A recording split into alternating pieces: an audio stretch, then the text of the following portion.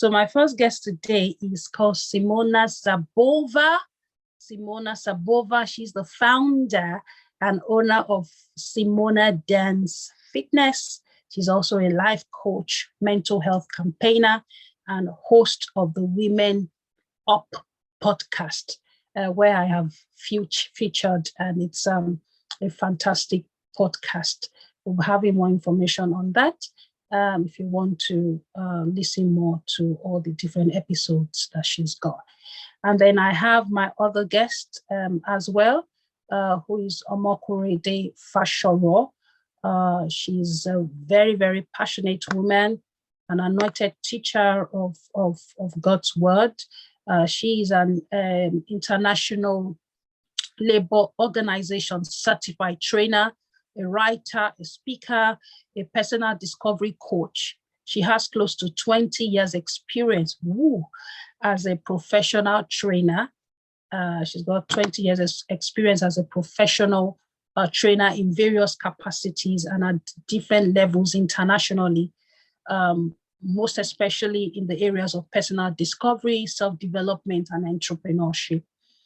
She's a founder and coordinator of the Women of Essence Foundation, a non-profit organization which she established about 9 years ago, specifically in Lagos, Nigeria. This foundation was born out of her personal experience, which she refers to as a wilderness season, when she battled with a near depression and low self-esteem, all in the search for purpose and relevance. The organization has the mission to help women purpose through training, counseling, and mentoring of women and young ladies. She also is the convener of a group called Mary Group, which is a weekly online Bible study and prayer group. She's an ordained minister as well with the Redeemed Christian Church of God. She's happily married with lovely, lovely grown-up children who are doing excellently well in their different fields and endeavor. So I want to say a big welcome to our guest. We're so excited to have you.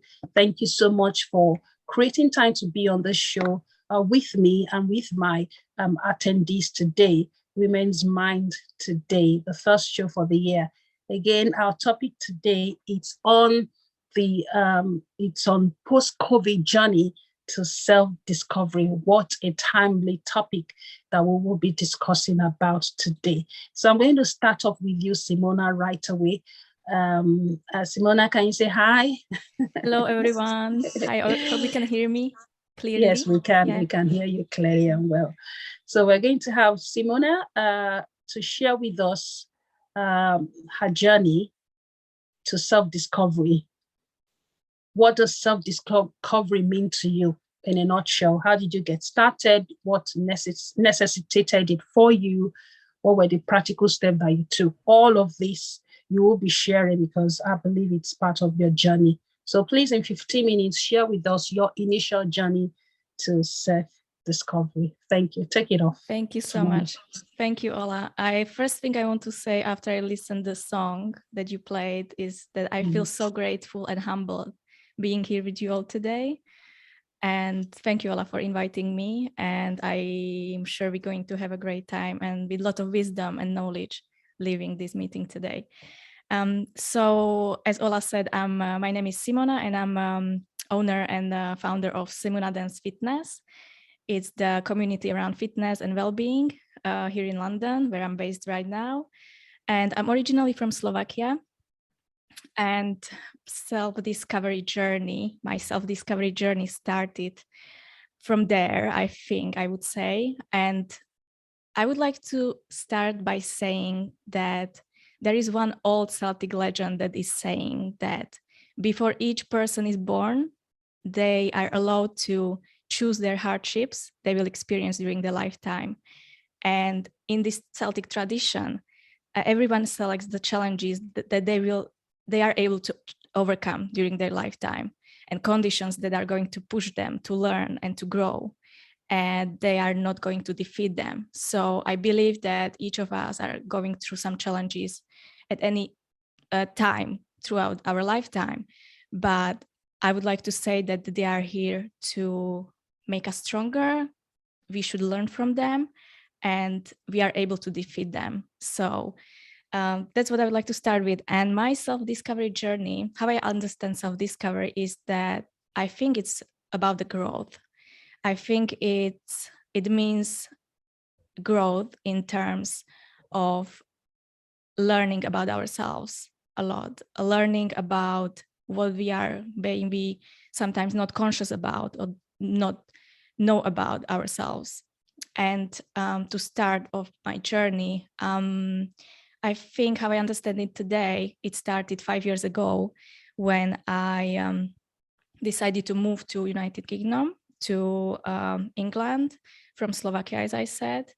And it started it very kind of tragic event because I lost my mom 5 years ago. And at that time, it was very unexpected. And as I said, it was kind of tragic and it hit our family. And from this time, at this time, I actually realized that we really don't know where we are going to be tomorrow, and that we should really live in the present moment, and we should really be in the present and thankful and grateful for what we have. And at the time when this happened, I came to realization of few things. I realized that I'm not living to my full potential, and I don't really know who I am. I'm speaking about my version of me 5 years ago. So at the time, I really didn't know who I am, and I was living mostly by doing things and believing in things that my environment was telling me to believe in and to do and to think. And I'm not saying it's bad or good. I'm just saying I felt at the time that it's not the end. I felt that there is more. So after my mom died, I decided to take my life into my hands and decided to really go out of my comfort zone. And I practically applied for a job here in UK, and I got a job in Birmingham, and I got a job as an HR administrator in the office. And it took a courage for me to leave the home after also this happened in our family, but I knew this is a good thing for me to do because I felt it inside of myself, that something inside of myself was telling me to go out there and chase my dreams, as I would say, that I'm living by right now. I'm dancing, I'm a dance instructor right now, but the journey until I got to this point was full of challenges and really learning curve. So after I got this job in UK, I packed my bag and I decided to leave. I didn't really speak fluently English, which was another challenging thing to overcome. And as you know, Birmingham has a really specific accent. So it has been really challenging to go there and to go there by myself, especially without knowing anyone. And I landed up in this office job, and I was trying to pursue my dancing passion at that time still. So I was working 9 to 5, and in my free time, I was dancing, trying to practice choreographies and trying to improve my skills as a dancer. And at this time, I would say that I tune into my inner intuition or wisdom more frequently or more deeply, because I started to really realize that the work that I was doing and that I applied for is not really something that is fulfilling me, and it's not really something that is making my life meaningful. But on the other hand, I knew how dancing is making me feel. So these were like kind of my two worlds that I was living in. I was working in this job as an HR administrator to pay my bills, basically. And then I was trying to improve as a dance instructor, because I knew this is something which is making me happy and which I would really like to pursue more and learn more about. So I lasted like 3 months working in this job in Birmingham, and then I decided to leave Birmingham and come to London, because at that time I had my boyfriend living in London, and I thought this was a good opportunity for us to be together, and also for me to discover something more, because I knew that the job as working for someone is not something that I would really like to do in the future. So I moved to London after 3 months of working in Birmingham. And then in London, because I didn't really know anyone apart from my boyfriend at the time, I applied for a job in a restaurant, and I was working in coffee shops. I was working night shifts. I was working early hours, long hours during the day, but also at the same time, still trying to pursue my passion in dance, and still trying to reach out to other instructors in London, go out there, attending the events, trying to get the contacts. So I kind of wanted to create community around, and maybe be known as someone who liked to dance as well in London. And this has been also challenging, and I learned a lot, and it made me much more resilient, especially the fact that I had to work jobs that, again, weren't really fulfilling me, where just basically, just to say it really simply, to pay my bills. And I really tried to improve as much as I could as a dancer. And then basically this was until the pandemic started 2 years ago, I think. And how I see all these hardships. And once I was even fired from a job, I was fired from a bagel shop. And at the time, I really remember that this was my only job. And after that happened, I was sitting on a bench in the park, and I literally was crying because I didn't know what I'm going to do. I didn't know how I'm going to pay my bills. I didn't know what is going to happen tomorrow. But I knew I wanted to dance. I knew that this is something that is making me happy. And it's not even the dancing that is making me happy, but it's about delivering the happiness through dance for others and to others. So kind of like a serving others in this way through dance. So as I said, I was still working 2 jobs. I was kind of tired at the same time, but I didn't give up on my dream. And that made me really, really resilient. And once my friend asked me, like, what would be your legacy if one day you are not anymore here? Like, what would people say about you? And the first thing that came into my mind was like, she's not giving up. Like, she's not the person she would give up upon what she really believes in. So I think that's one of the things that are kind of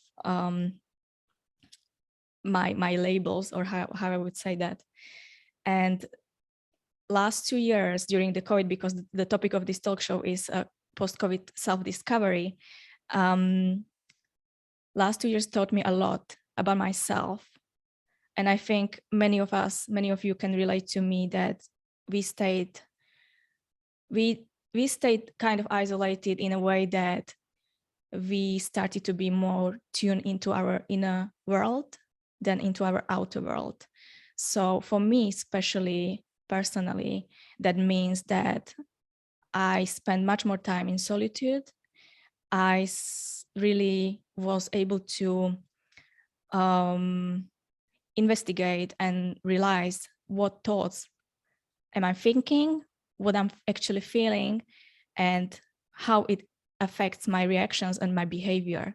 And that was a huge thing for me, because I realized that many times before COVID happened, before pandemic, I was reacting unconsciously to many situations, and realizing that you can actually control your reactions and your how you react to certain people or to certain situations is a huge step forward for me, and was a huge step forward for me in my self-development.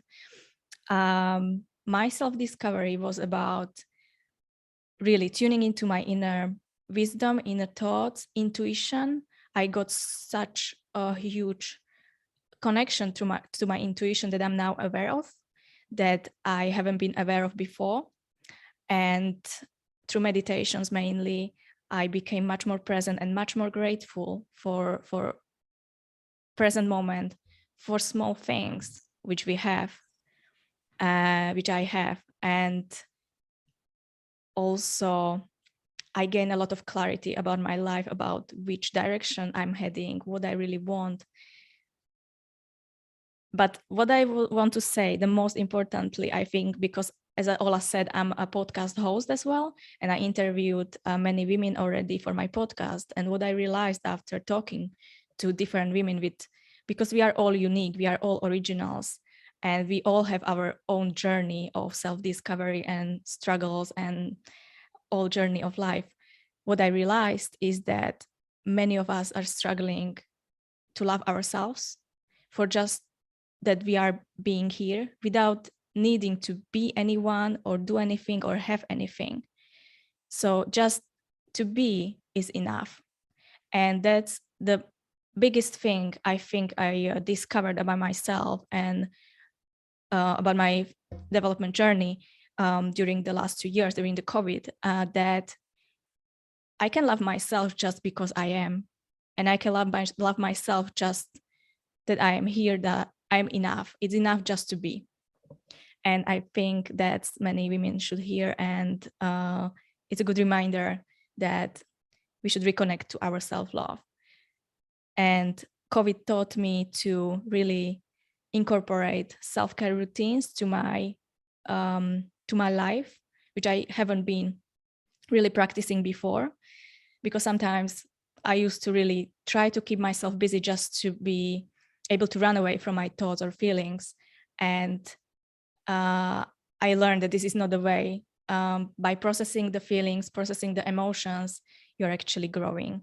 And actually, I grew a lot, I think. I'm a much calmer person. I'm not allowing environment and other people to affect my feelings and my reactions. It's called, I think, emotional sobriety. So you are basically in control of your inner peace. So I think this is like a huge thing for me, to gain kind of like a grounded inner state, that anything can happen around you, you are not going to lose it, and you're going to be still in this calm, kind, compassionate state of mind. And yeah, I think that's my self development journey, self-discovery journey from my past until now. So I hope it was inspiring. Thank you so much, Simona. Thank you so much. We're going to come back to you later on with more questions. So I will go right now. To Omokorede Fashoro. She's a pastor. She's missing. I want to say she's loaded on this topic of self-discovery. She's been written a book as well on that, which we'll be sharing later with. So over to you now. Thank you very much, Ola. Thank you for the privilege. I feel greatly honored to be here. Thank you for having me. So as Ola said, my name is Omokorede Fashoro, and I have been on this journey for quite a while. I consider a 10-year period of my life, my wilderness season, because that was actually the time when I was trying to discover my true self. By His grace, I'm married with children. And then I originally graduated as a quantity surveyor. A quantity surveyor works side by side with an architect, just like pharmacists works with doctors most times, or nurses with doctors. And so when I graduated and I started working, suddenly I realized that I did not really find fulfillment in what I was doing. I actually graduated top of my class. I was the only girl in the class. I came up with good grade, best graduating student in that set. But I realized that every Monday morning was like a torture to me. I hated Monday mornings. I hated going to work. I hated being on site. and we used to have what we call project meetings once a month if we're working on a project. And I recall that each time I would always volunteer to be the one to write the minutes. At such meetings would have architects, engineers, the contractor, the construction person. And also as a professional, I would always volunteer to write the minutes. And then I would end up writing a 7-page minute for maybe a 1-hour meeting, and then it kept going on, and then I realized that there was something missing. Because I had started questioning myself that I don't really consider myself as a lazy person or someone that, is not really passionate. But I realized that there was something wrong in what I was doing. And then not long after I met my husband, by God's grace, we've been married now for almost 28 years. Wonderful man. And I felt, oh, wow, maybe once I get married, this sense of emptiness or, lack of purpose would disappear. And of course, I got married. And I realized that apart from the fact that I was happily married, I loved my husband, still do. But that sense of emptiness still persisted.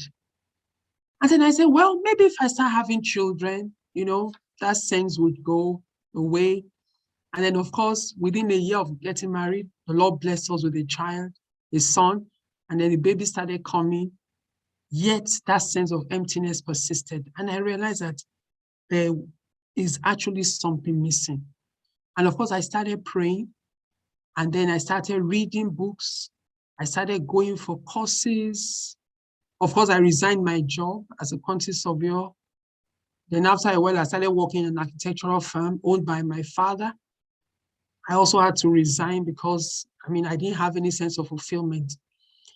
And then I realized that all the while, what God had already proposed for me to do was already inside me.